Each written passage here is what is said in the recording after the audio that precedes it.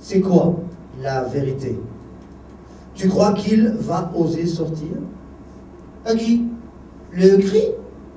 Mais non, je te demande s'il va oser sortir. Ah, le petit. Mais oui, j'ai confiance en lui. Ouais, je ne suis pas certain.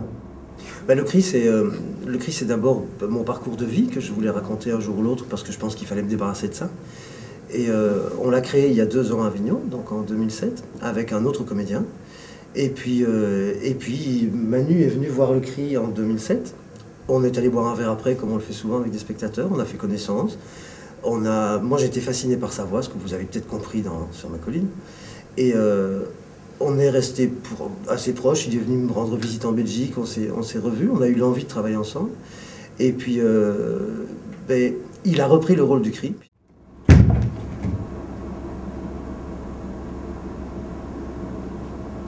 Bon. Eh bien, il paraît que ça y est. Ils m'ont dit qu'aujourd'hui, ce serait le début de ma vie. Et c'est une histoire voilà, qui raconte le parcours d'un enfant qui a mal à certains moments, parce qu'il y a un nouveau parent qui arrive dans sa vie.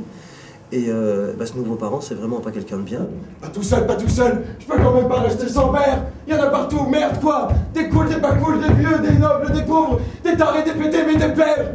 Vous me prenez pour mon Jiminy Cricket et m'a fait clochette, mais vous êtes bidon. Trouvez-moi un père. Ne laissez pas ma mère toute seule avec moi sur les bras au milieu des années 60. Ça ne se fait pas. On appelle ça les Golden 60s. Alors faites votre boulot. Ça permet de rappeler aussi aux gens que ça arrive à n'importe qui, qu'il faut faire attention. Les familles reconstituées, ça peut donner ce genre de drame.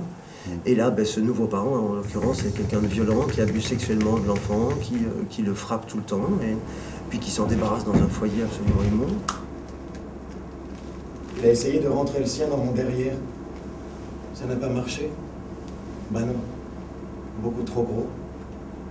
Alors, c'est moi qui prends le sien dans ma bouche. Donc lui décide de partir parce qu'il n'en peut plus, donc il veut s'enfuir, et puis grandir, et puis il vit sa vie.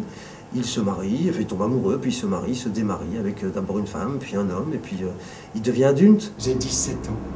Je tombe éperdument amoureux de Diane. Elle est merveilleuse. Et ses parents ont une énorme maison. Je suis invité à Cannes, le petit ami officiel et tout et tout. Et puis, j'inspire la confiance. Diane sera la première fille à percer mon cœur. Elles seront 4. Un soir à Cannes, nous avons voulu faire l'amour. Et nous étions trop jeunes. Et nous avions trop peur. Alors, on s'est fait des câlins. J'ai découvert que sa peau était presque aussi douce qu'une autre que j'avais connue. Les seins, c'est mignon finalement. C'est tout rond, tout chaud, et puis ça réagit. Mon belvédère aussi réagit. Je suis un mec. Nous ne sommes pas allés plus loin. Mais ce soir-là, reste une séquence magique dans mon film.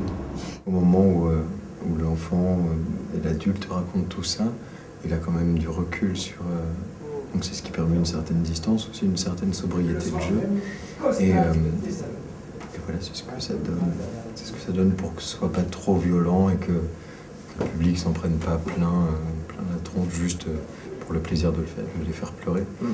Mais au contraire, pour leur donner à la fin, et moi c'est ce que j'avais ressenti la première fois où j'ai vu le cri jouer, en sortant, où j'avais ressenti malgré tout ce qui peut nous arriver de dur, c'est l'espoir et la joie de vivre qui gagne et qui nous fait avancer. Les gens ont toujours dit qu'on n'est jamais tombé dans le pathos avec le cri. Et ça, c'était vraiment ma volonté. J'ai toujours refusé d'imaginer un jour un comédien, je sais pas, de 60 ans, très ridé, puis qui soit sous une lampe blanche et qui vomisse le texte du cri. Ça, pour moi, c'est inimaginable. Il y a sa beauté, il y a son élégance, il y a les bougies, il y a le fait qu'il a une silhouette de danseur, que je le fais bouger vraiment de tous les côtés, et ça allège vraiment des mots qui parfois sont vraiment durs. Et donc, les gens le vivent bien. Et c'est assez, il faut tout arrêter. On va en tôle pour ce genre de truc. Ah oui, et tu la mettrais dans quel genre de prison, la douleur? Bah, je sais pas, mais on peut pas laisser faire ça. Il va crever le petit. Ne t'inquiète pas, il survivra. Survivre, voilà le mot. Poche, mignon, maigre, un joli petit cul, des yeux tendres. Avec ces beaux arguments, ça ressemble à quoi la survie à 15 ans? Évidemment, les gens font référence à Munch, ce qui m'agace profondément, parce que 50 fois par jour en tractage, on me dit « c'est à voir avec Munch ?» Non. Le cri de Munch, c'est très connu, et c'est un tableau horriblement sombre et douloureux. Le cri, je pense, est tout sauf douloureux. Il y a des moments de douleur, bien sûr, mais c'est pas Munch. Donc c'est ma vie que j'ai voulu à un moment raconter pour, je pense, vraiment régler mes comptes avec moi-même. Et voilà, une fois que ça a été réglé, moi j'ai été beaucoup mieux, ça c'est une certitude. Et si j'avais romancé cette vie-là, je serais un sale vicieux tordu, ça c'est clair. Donc j'ai préféré raconter les choses avec un côté cru parfois, même très très cru, mais que lui justement rattrape par son talent, par cette douceur, par ce jeu qu'il arrive à mettre dessus. J'ai fait plein de choses, mené plein d'aventures, toujours pour les mener au succès, jamais à la réussite. Comment vous expliquer ça? J'ai l'impression d'être amputé. J'ai gagné beaucoup d'argent, beaucoup travaillé. J'ai fait des choses dont tout le monde rêve, le tour du monde. Je suis allé à la rencontre de l'humain partout. Et je peux dire que l'humain est ce que la terre porte de plus beau et de plus moche aussi. J'ai fait l'amour ou ce qui y ressemble à peu près dans chaque pays où je suis passé. Un peu comme si je voulais m'abreuver du monde. Je suis un explorateur.